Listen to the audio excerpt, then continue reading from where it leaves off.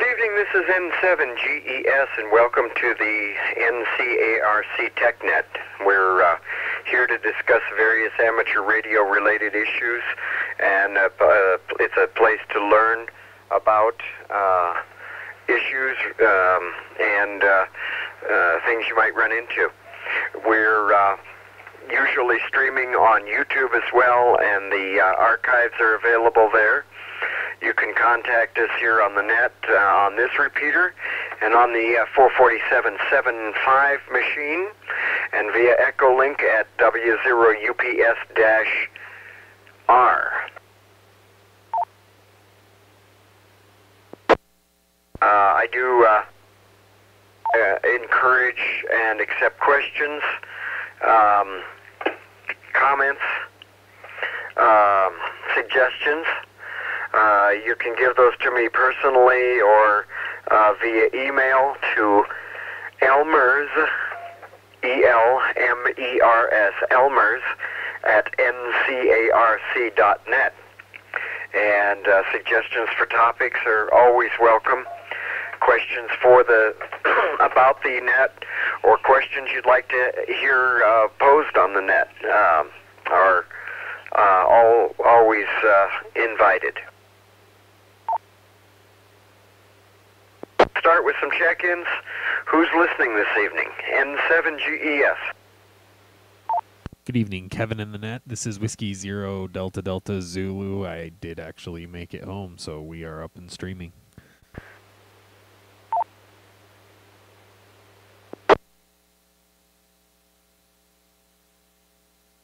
This is November 8, Juliet Alpha Yankee, Jay in Loveland.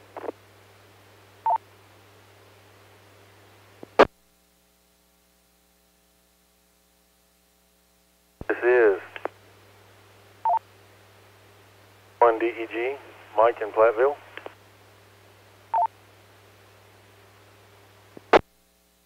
This is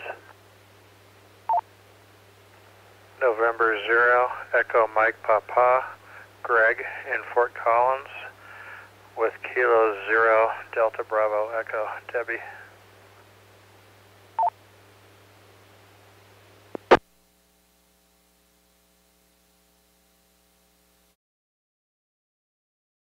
KB0YTA, Joel in Windsor.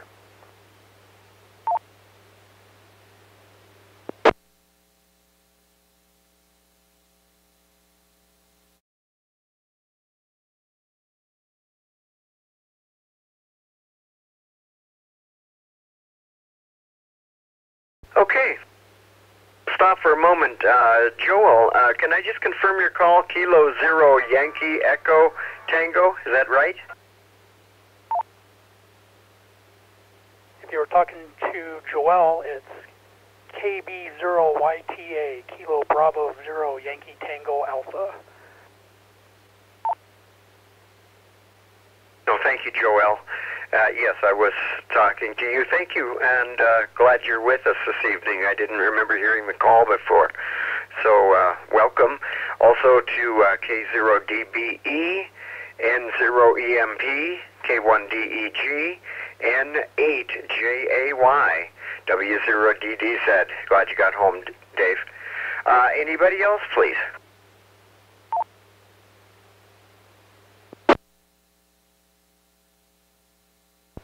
Kilo Delta 0, Tango Yankee Uniform, Joe in Loveland.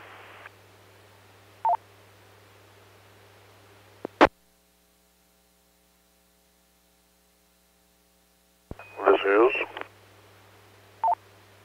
November 0, November Yankee, Bart in Evans with Gene, November 0, Quebec, X-ray, Quebec.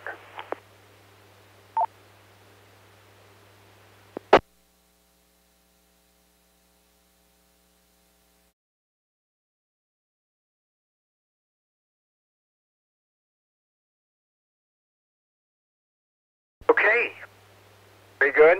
Welcome to N0QXQ, N0NYY, KD0TYU. Thank you. Glad to have you with us. Anybody else this evening?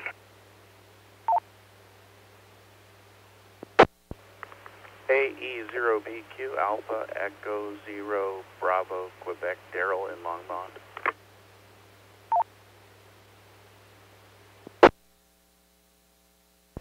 This is Whiskey 7 Kilo Romeo Uniform, Rick and Drake.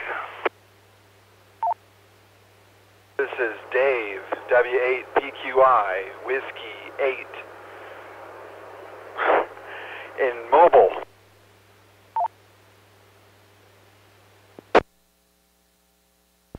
Kilo 0 Echo Victor, Eric, near car.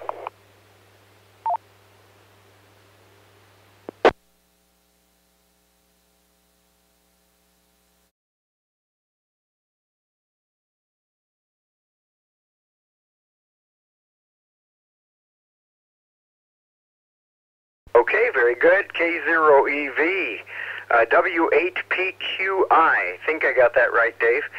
W7KRU, AE0BQ. Welcome all. Anybody else?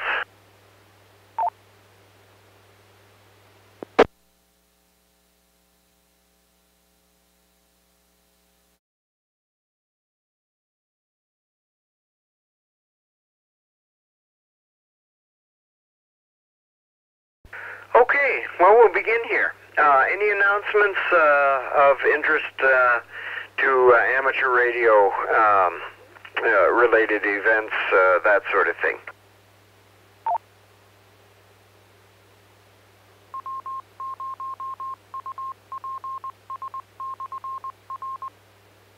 This is KD0TYU with one announcement. Go ahead, Joe.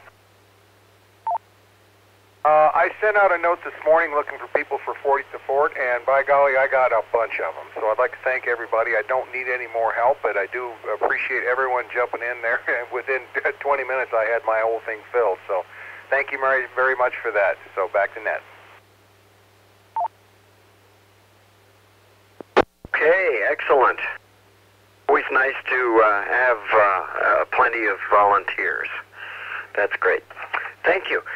Would like to remind you again to consider the WWV situation and study up on it, check out what's going on, and consider whether you would sign a petition or not. I think it's an important service that we would rather not lose, but it's worth looking into, and please don't just passively let it go by without at least giving it a look and checking out the situation there.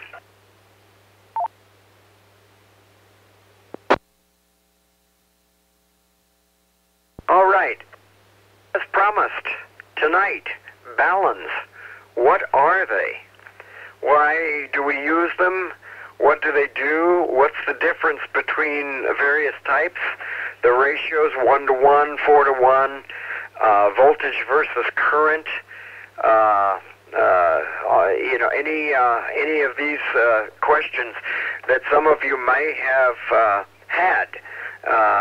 This is the time we hope to answer some of that for you. Would anybody like to begin with some basic overviews?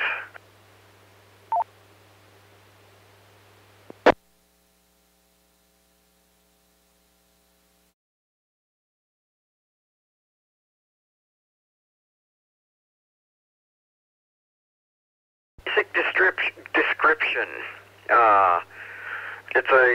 It's a coil with. Now, see, I don't want to be the first to start this because I'm not going to have a good description here. Anybody else help me out, please? M0 EMP. Thank you, Greg. Go ahead. So the word balun comes from balanced to unbalanced, and the word unen comes from unbalanced to unbalanced. Those are two general categories. Essentially, you have balanced antennas, like a dipole, and you have unbalanced antennas, like a quarter wave ground plane antenna. And then you have different types of feed line, like coax, which is unbalanced, or twin lead, or also known as ladder line or window line, which is a balanced feed line.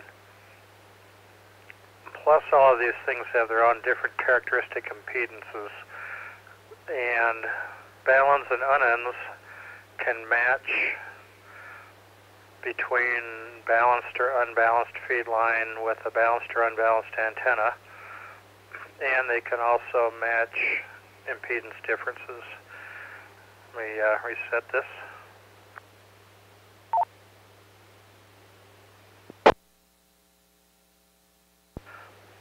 The simplest form would be if you're feeding a dipole with coax, and if you're getting RF down the outside of the coax back into your shack,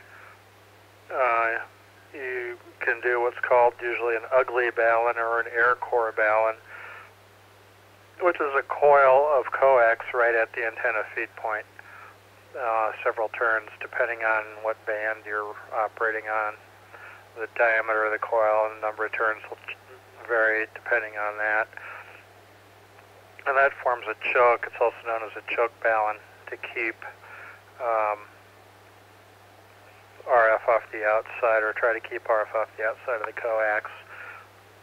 Another way to do that is to put ferrite beads on the outside of the coax at the antenna feed point, or coil it around a ferrite toroid, which is a circle of ferrite material, a round kind of a donut of ferrite material. All those do the same thing. They try to choke off current on the outside of the coax. And those are one-to-one baluns because they don't change the impedance. Let me reset that.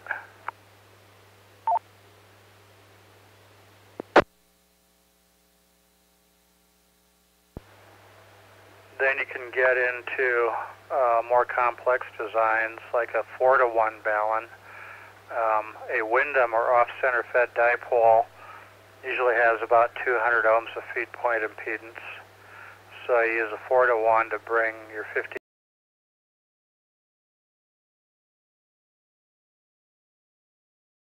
with some folks earlier tonight. There are different end-fed antennas that have around 450 ohms of impedance, and you can use a 9-to-1 unun at that point to take your 50 ohm coax up to around 450 ohms to feed that antenna, and 0 EMP.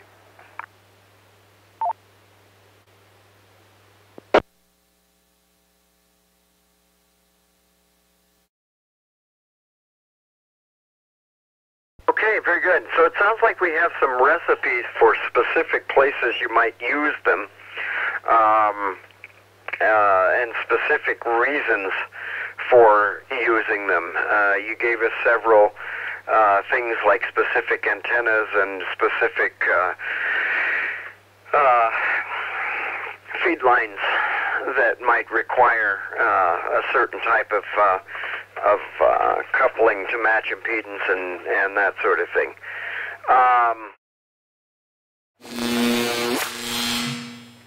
Let's see, maybe can you talk a little more about feed line differences? We've talked about different antennas. What about a specific situation involving say a difference between coax and twin lead, where you might need something. Incidentally, Unen is UNAN or UNEN. I'm sitting here trying to figure out the acronym.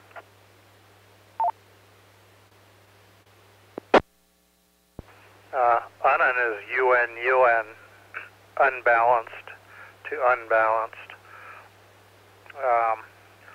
Most of our ham radio equipment, most of our transceivers are designed for 50 ohms. So they have either a SO239 or a N connector on the back. That's 50 ohm impedance, and it's designed to work with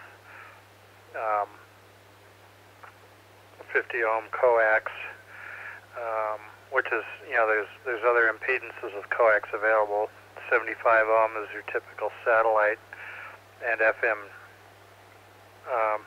stereo broadcast coax, but the stuff we use is typically 50 ohms. If you have a mismatch of 1.5 to 1, so say your antenna's at 75 ohms and you're using 50 ohm coax, that's not a horrible mismatch, and you're only losing about 3% of your power in that mismatch. But if you have an antenna design that, like I said earlier, is 200 ohms at the feed point, that's going to be a very horrible mismatch. And by using the impedance matching ability of a 4 to 1 balun, you match those impedances. There's a very, very good series of YouTube videos, and Mark Clark reminded me of the guy's name earlier tonight, but it's TRX Bench is the gentleman's YouTube channel. I believe he's German, but he speaks very good English. He's got a ton of videos on YouTube regarding amateur radio. But if you look for his series on baluns, he explains what they are and how to make them, and even how to test them. Let me reset this.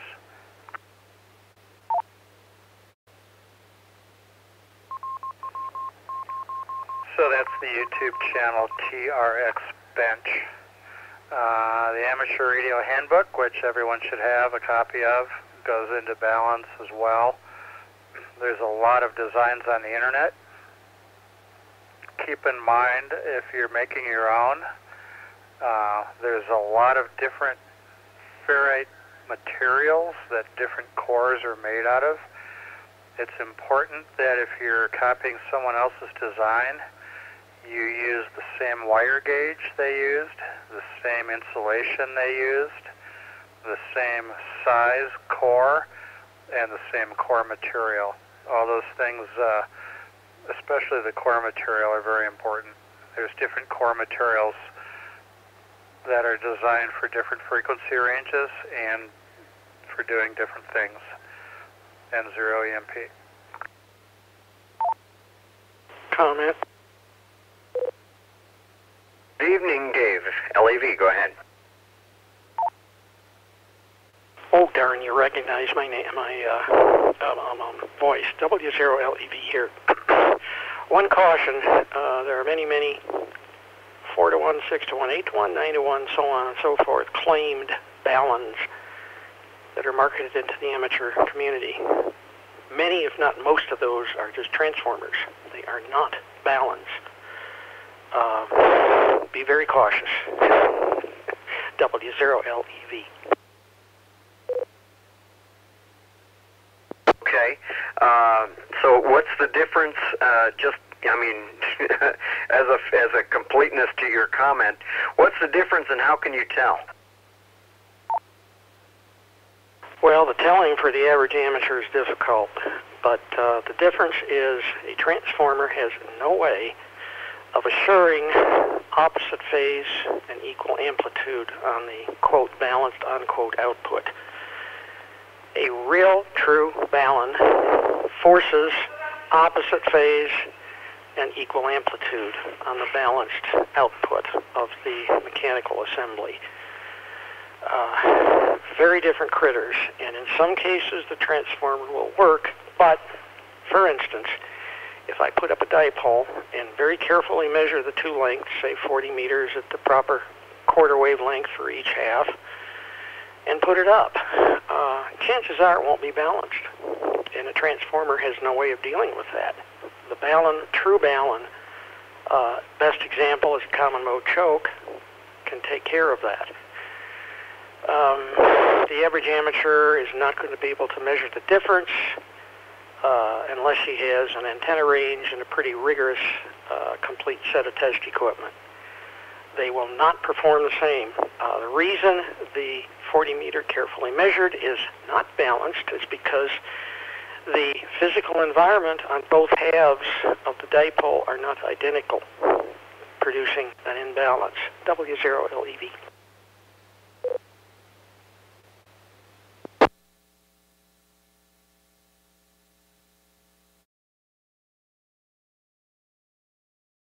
Okay, thank you. Interesting stuff there. You would obviously know from looking at the construction if you were able to open it and check it out that way, I would assume. Would somebody like to talk about the construction of these things a little bit? You know, I know enough to know that the transformers essentially have two coils, each around, is it ferrite or just an iron core? But I have always thought that a Balun was a single coil.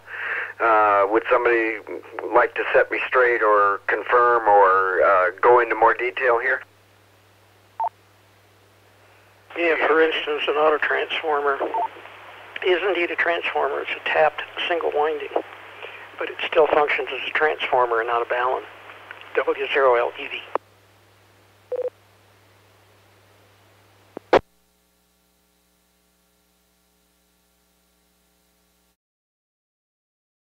Okay, thank you, Dave.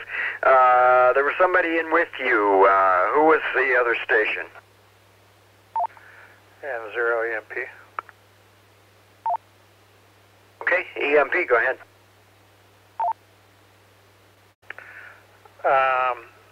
For a 1-to-1 Balun, we talked about the air core coil of coax. The other way to do it is just to take small diameter flexible coax like RG58 and coil several turns of that around a ferrite core of the proper material, or the even sliding ferrite beads over the outside of the coax. One particular 1-to-1 Balun, choke Balun that is sold, that's in a PVC tube. If you cut it open, what you'll see on the inside is just a piece of coax with a bunch of ferrite beads stacked on it. The gentleman, the German guy, TRX Bench, he does a much better design that I can describe here briefly.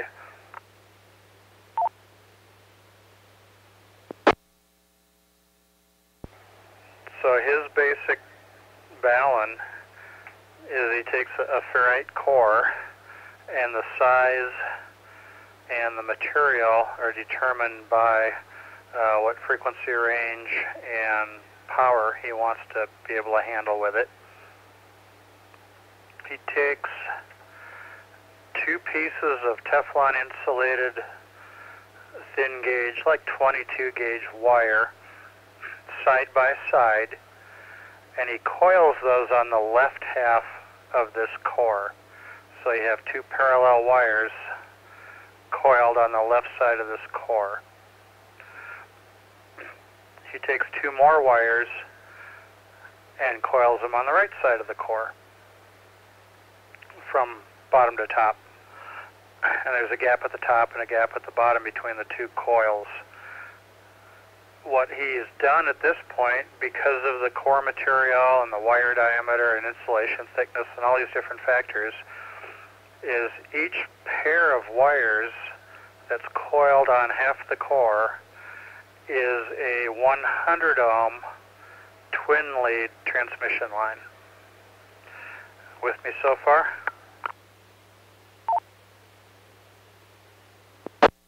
I am anyway.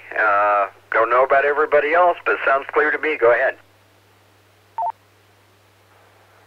Okay, so now he's got this core, and it's got two 100 ohm parallel wire transmission lines on it. And the ferrite core forces equal and opposite currents, which is something Dave LEV alluded to earlier. At the bottom of this construction, this core with these windings on it, you take the two bottom ends of the wires of the twin leads and put those in parallel. Because you just put 200 ohm transmission lines in parallel, now you have a 50 ohm impedance at that point. Up at the top If you also put those in parallel, you've got a 50 ohm impedance at the top as well. Now you have a 1-to-1 balun that works over a certain frequency range. And it's easy to make one that'll cover the whole HF band plus 6 meters with the right core material and number of windings and everything else. Now, instead of putting the top ones in parallel, if you put the top two in series, now you've put 200 ohm impedances in series and you have a 200 ohm at the top. Now you have a 4-to-1 balun. You've still got 50 ohms at the bottom, now you have 200 ohms at the top. And it's important to keep the phase correct, not getting two wires flipped over. Obviously, it's like if you're connecting batteries in series or parallel, you couldn't have one backwards or bad things happen. So you got to make sure you keep track of the windings and typically use different colors of wire to keep track of everything.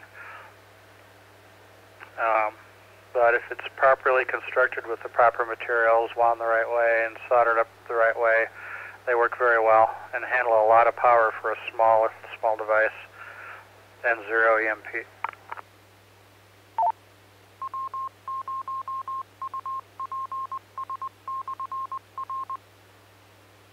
And this is 7GES with the NCARC TechNet. Okay, thank you. So, yeah, some very interesting bits of information there. Any questions from anybody on this subject so far? And yes, we've gone fairly complex already, but simple questions are certainly all right as well. Any questions at this time?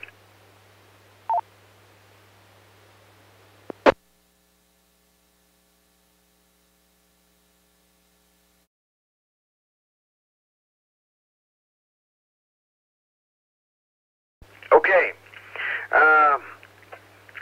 Am I correct that the 2-to-1s, 4-to-1s, that sort of things are actually they're not unins. They are still baluns. Is that correct? What Greg just described are true baluns. What is typically marketed into the amateur community as 4-to-1, 6-to-1, 8-to-1, 9-to-1 may or may not. More times than not, they're not baluns.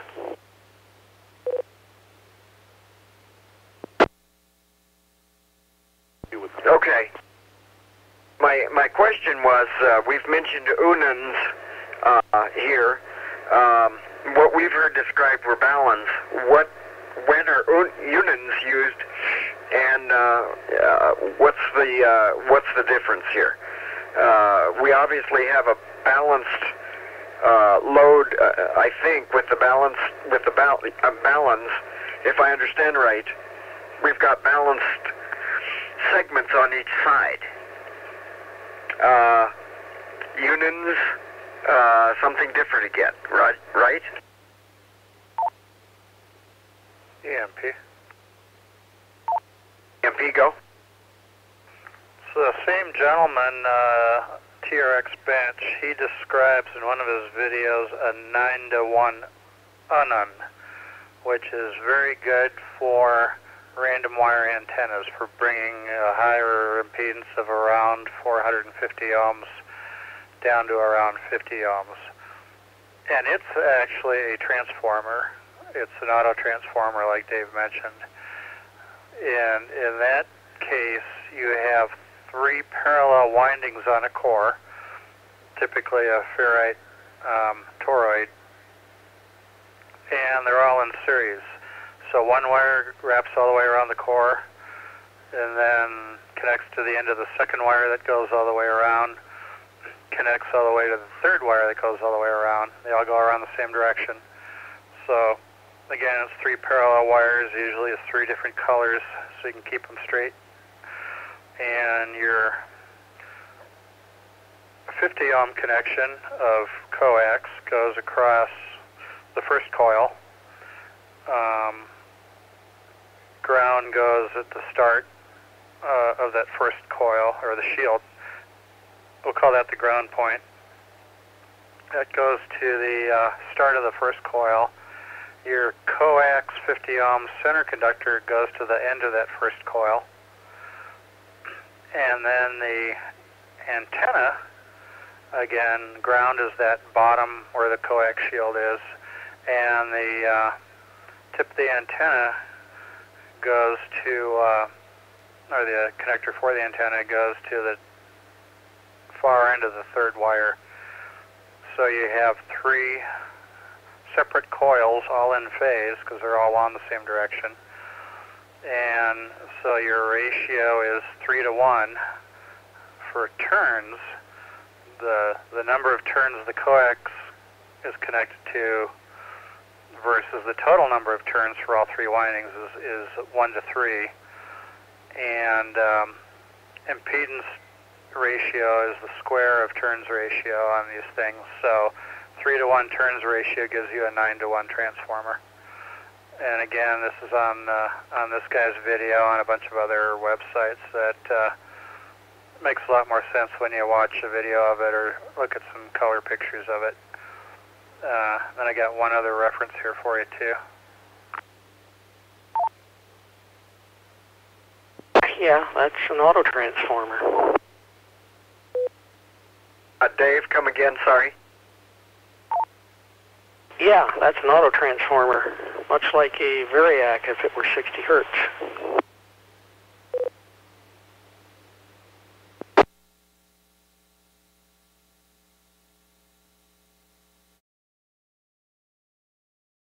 Are you saying auto as in automatic or as in vehicle? No, they're typically referred to as auto transformers. They amount to a single winding with a tap.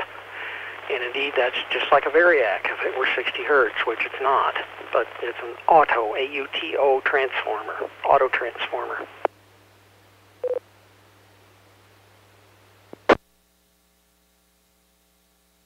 Okay, had not heard the term before, so thank you. EMP, you had more? Yeah, so yeah, that 9 to 1, that is an unknown. It does not force equal and opposite currents. It's designed to work to feed a unbalanced feed line like coax into an unbalanced antenna like an end-fed random wire. If you need a balun and you need 9 to 1, you make a 1 to 1 balun like we discussed earlier, and you use that to feed a 9 to 1 unknown. So you daisy chain them together, and then you end up with a 9 to 1 balun by doing it in 2 steps.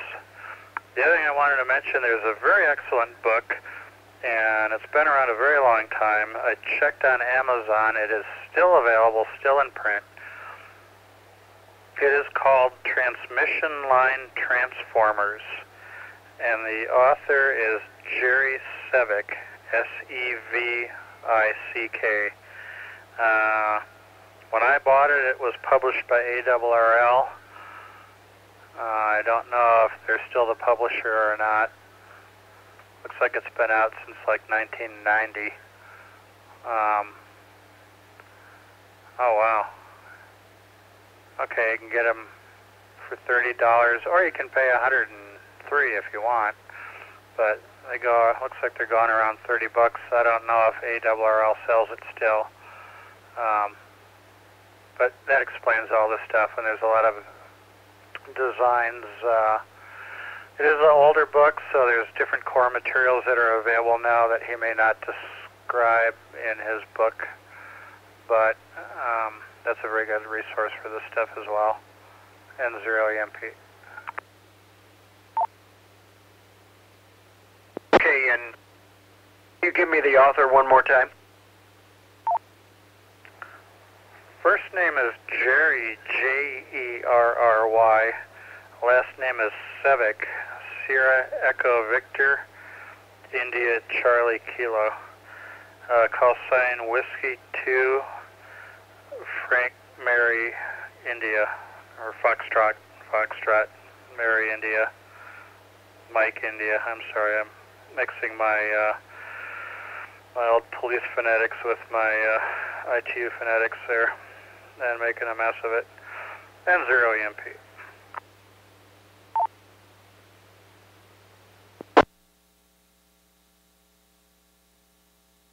Well, that's okay. We're all we all stumble on things. Okay, thank you. Wow. All right, some very, very complex stuff here, but some good info. Dave would look at me and say, "No, that's not complex."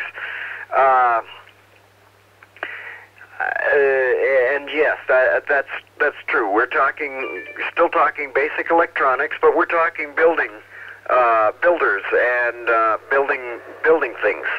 And some of us are not getting our basic electronics here. We've heard some of the reasons for needing it, such things as impedance matching. But what that means for the operation of the equipment, we've heard at least one reference to getting RF in the shack, stopping RF from coming back down the feed line. I'm assuming that one of the other things we're going to get is mismatch of SWR and just plain lack of performance from the antenna due to energy not flowing because of mismatch. Am I right on those, and is there anything else?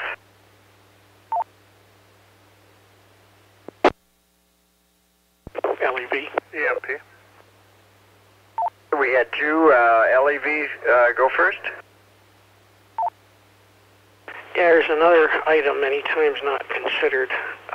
If you have current from the antenna flowing on the outside of the coaxial cable, that many times will couple back onto the antenna from local noise sources and add local noise to your reception. Basically, the outside of the coax shield is participating as part of the antenna, which you do not want.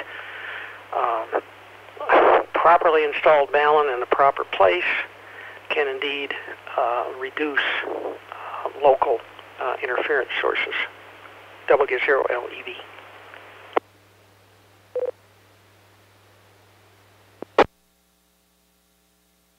Okay, can you run this by me once more? Did I hear you right that RF on the surface of the cable can couple back and add noise? Are you talking transmitted RF remains and couples back, or did I misunderstand something there?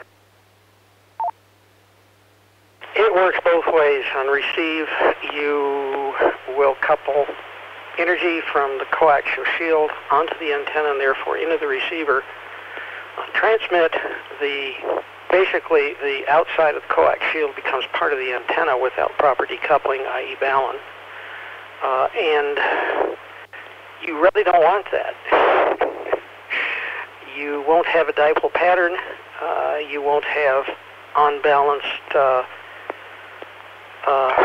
source at the feed point of the dipole. It's just a bad thing all the way around, both receive and transmit.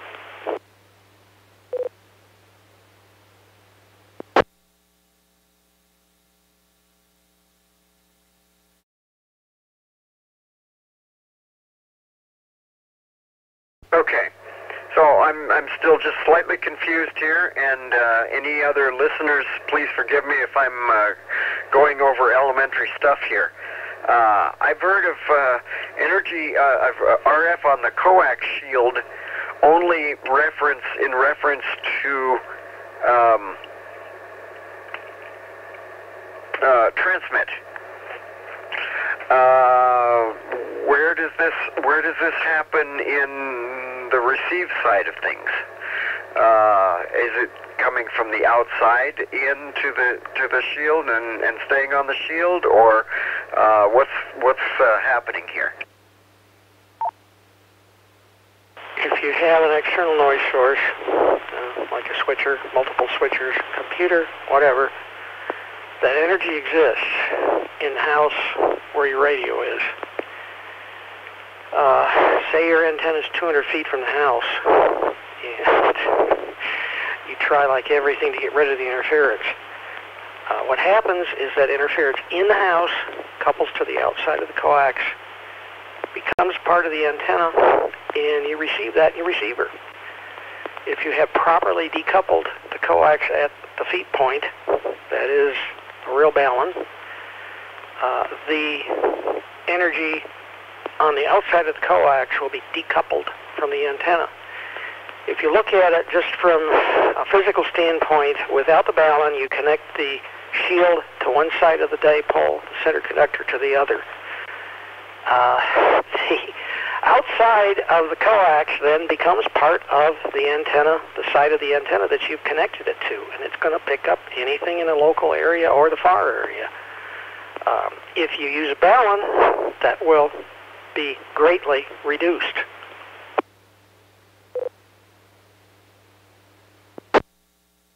Okay, gotcha. Thank you. Thank you very much. Good stuff, important stuff. Thank you. Any questions at this point before we entertain further comments?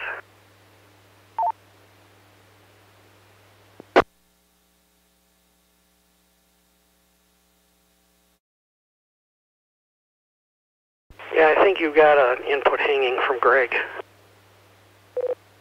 Oh, yes. Thank you, thank you. Greg, go ahead, please.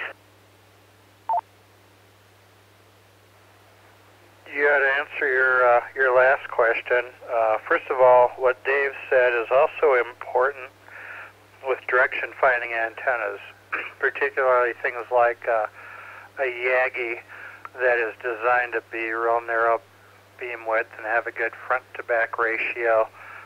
You don't want your coax to be part of the antenna because it's going to ruin your pattern.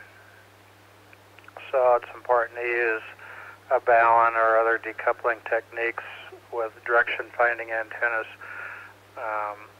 The other thing that's good is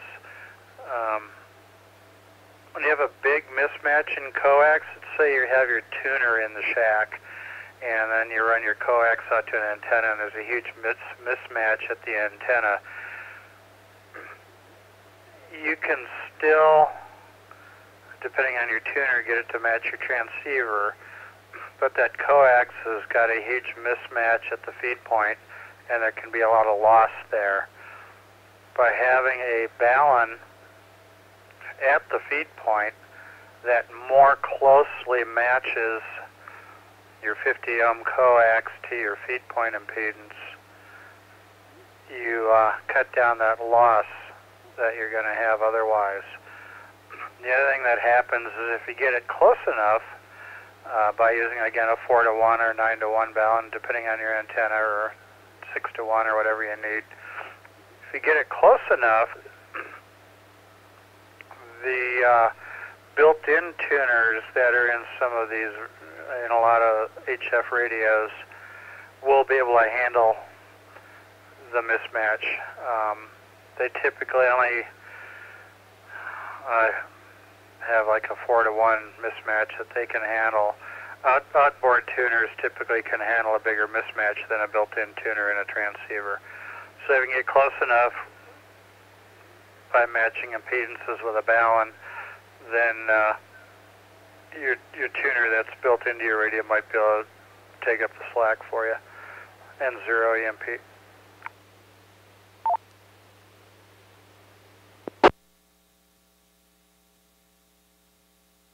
Okay, thank you.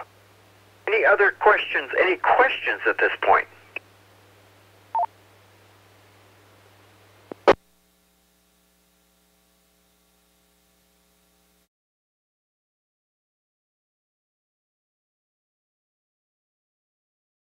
N0WIQ.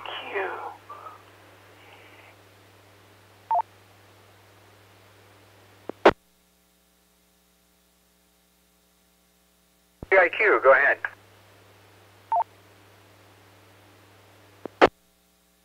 When I was studying basic electronics, they talked about a current loop, which is going from a source to a return, and the source current and the return current are identical.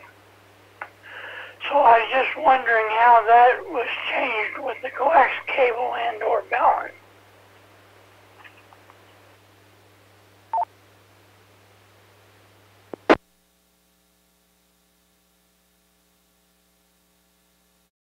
With balun, we're trying to break the loop.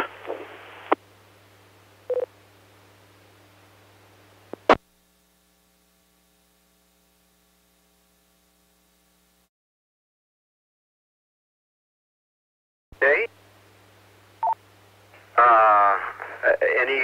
Any more you need on that, Carrie?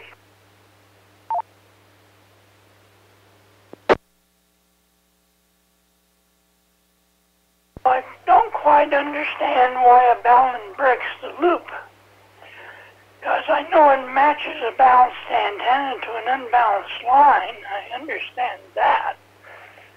But how it breaks the current loop, I don't understand. You're confusing a loop with radiative energy. The function of an antenna is to transform the RF at the feed point to free space. A loop is confined to a small area. They're two entirely different physical configurations.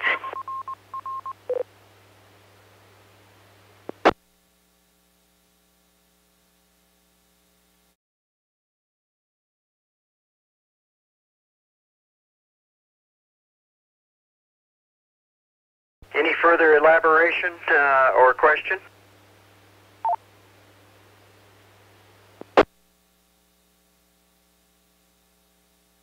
Well, I guess it's just going to stay black magic to me.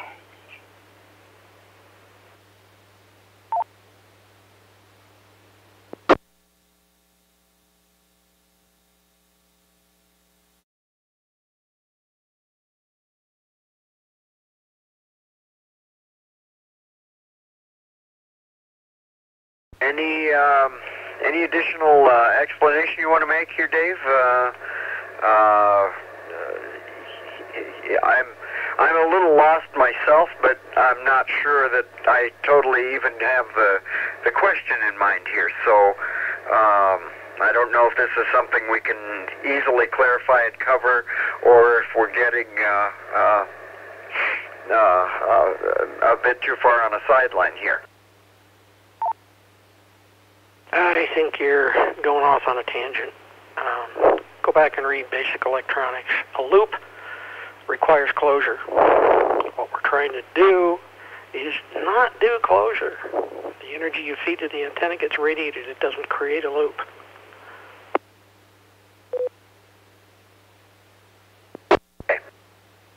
Did hear KF0CB attempting to check in. Good evening, Mike. Good evening. How you doing out there today? Yeah, I thought it was going to be late. They had me over there in the kitchen. I had to do the cooking tonight. Boy, you're glad you didn't eat over here. With my cooking, you never know. Okay.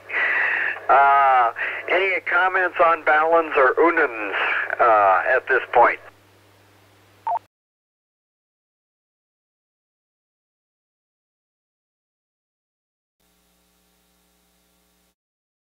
Okay. No comments on that. It's been a while since I played with that, and all I do is lead you the wrong way.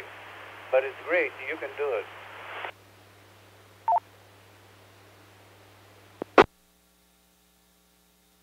Okay, thank you. So my next question, I guess, is, and again, I am lacking in some of my basic electronics, so forgive me for that. What's the difference between the voltage balun and a current balun?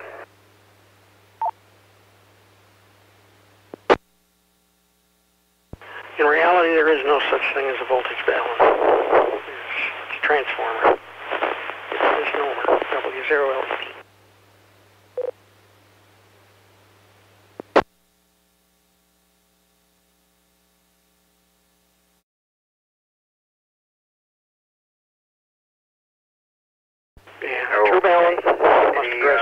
comments? The voltage and the current. Not one or the other. Sorry, Dave, we doubled on that last transmission. Come again? Yeah, a true balun must address both the voltage and the current, not one or the other.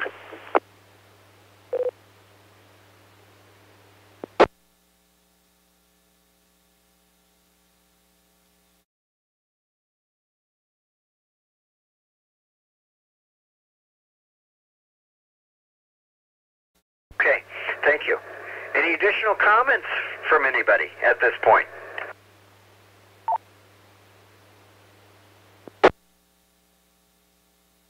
Yeah, I might comment, and this is out of frustration. To really understand a balun, the function of a balun, antennas, the reason for, the reason not for, requires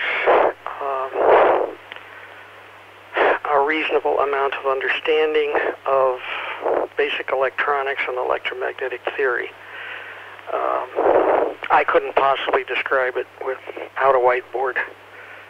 W0LEV, if you pass the extra exam and you don't know anything about what you studied, well, start over. W0LEV. WIQ. WIQ.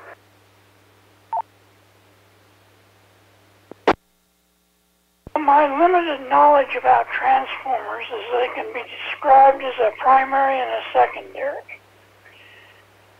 And so the transfer power from primary to secondary comes in the form of a turns ratio. And also the turns ratio measures the voltage difference between the two sides. But it's still power out is equal to power in times K, which K describes the losses in the transformer's manufacturer.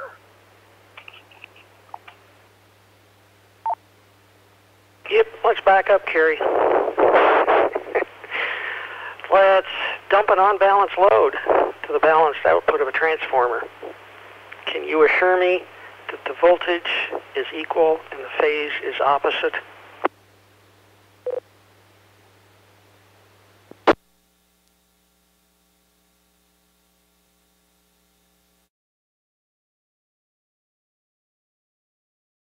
I use sign, guys. I get too frustrated.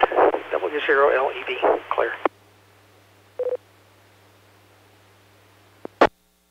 Well, this net is not intended to be something to frustrate people, but to help people understand. So I'm sorry about that, Dave. Do we have other questions at this point, or comments? First questions. Questions about balance. We do not have to be, the questions even, how are they made? What do they look like? What do I need to look for a particular type of antenna? Basic questions, more advanced questions. Anything like this here that we can answer for people, please come ahead with it.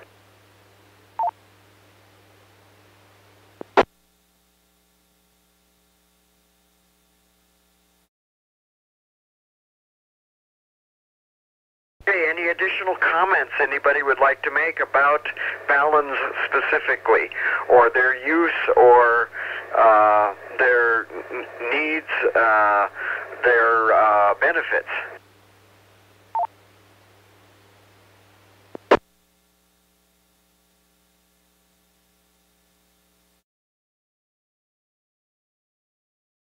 Okay, a fairly complex topic tonight.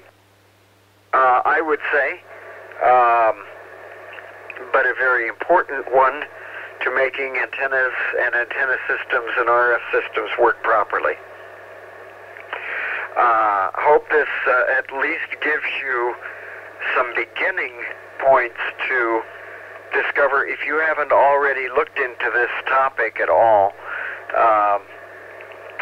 At least this gives you some beginning things to wonder about, to be curious about, to look into, and then realize that you have a lot more learning to do to know exactly what's going on there and how to make that happen. Very good. Any other questions about any other topic before we call this net complete for the day? IQ with a word or two about Balun.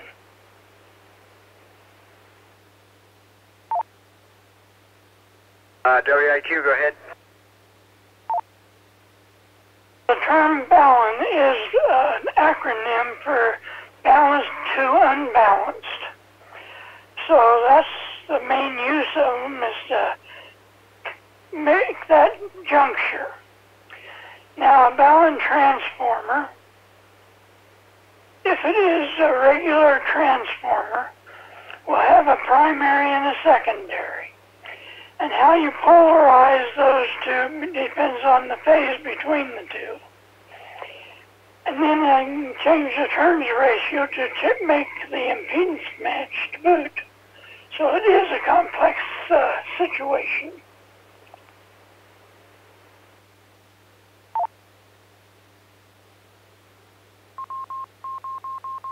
Okay, so maybe somebody can answer this.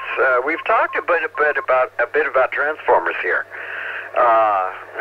Besides Baluns, we've also heard a bit mentioned that occasionally there are places where a Balun functions as a transformer for doing certain things. Is there a place that we use transformers in an antenna circuit?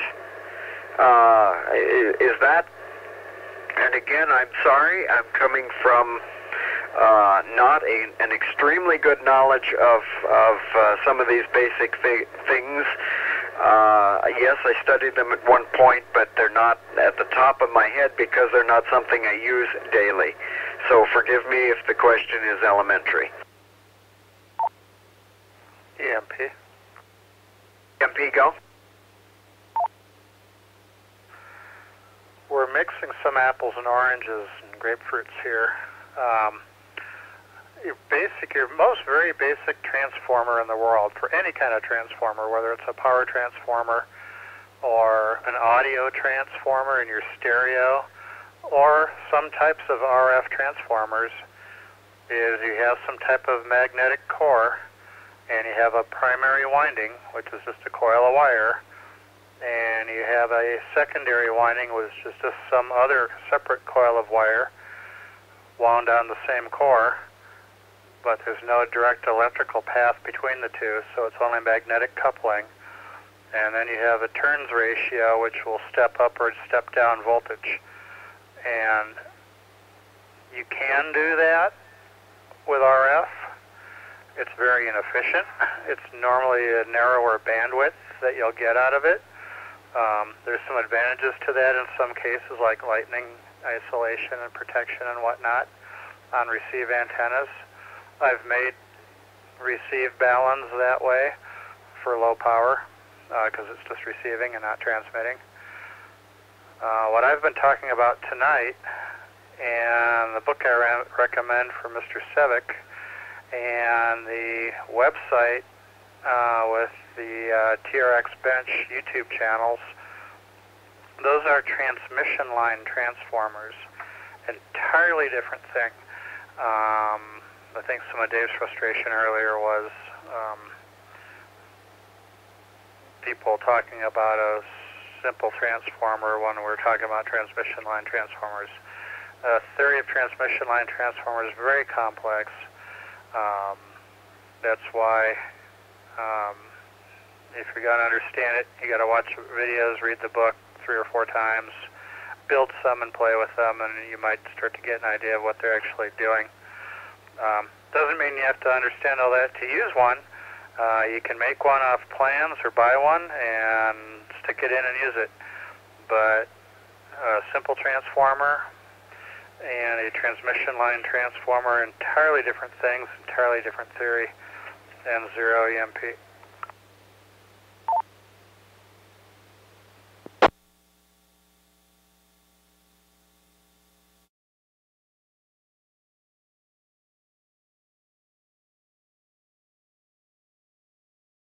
Okay, Okay, Greg, thank you for the clarification. So this is N7GES and the NCARC TechNet. We sometimes do go on to fairly complex topics, and I think there are people out there that are appreciative and need those things, but please don't let that scare you away. If you have some basic questions, you have an antenna, somebody has suggested you need something to help with that antenna. If we have any other questions before we go on to general topics here to complete the net, ask them, please.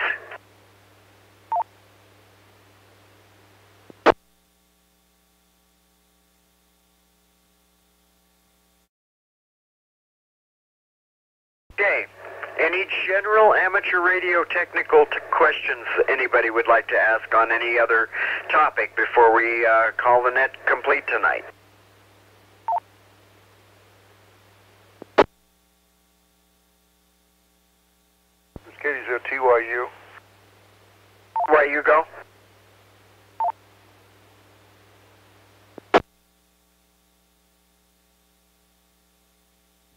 Where you go? Who, me? You are TYU. I just asked if anybody had questions or comments, and you checked in there. Yeah, I did. Greg, I have a question for you after the net, if I could do that, please. Sure thing, Joe.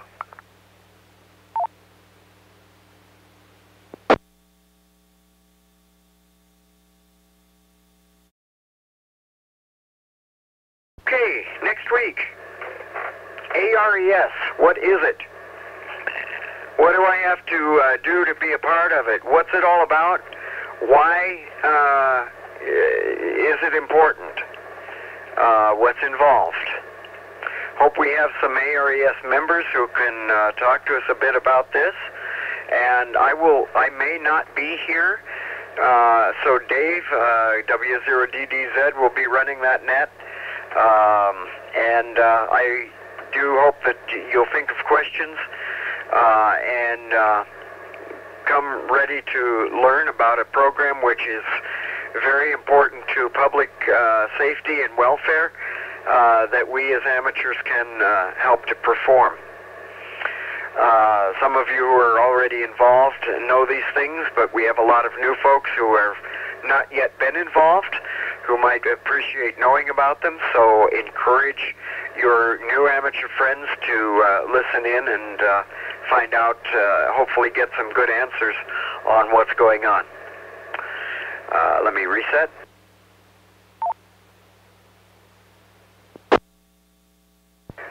Again, I appreciate comments about the net and topic suggestions. I am getting close to needing more topic suggestions, so if anybody would like to offer things, please do so. So at this time, we'll close the net. Oh, just another reminder that we do have a YouTube channel with all of our nets available for archival purposes for you to review as at your leisure. We have our NCARC library available to you. We have the Elmer's email list where you can ask questions both about the net and about amateur radio usage in general, and to get assistance there. Please make use of the resources to make your amateur radio life more pleasurable and interesting. Thank you all very much for attending tonight, and we'll see you next week. At least some of us will meet here together next week, and I will if I get home soon enough anyway. Thank you very much. 73, and the repeater is now open for normal use. This is N7GES.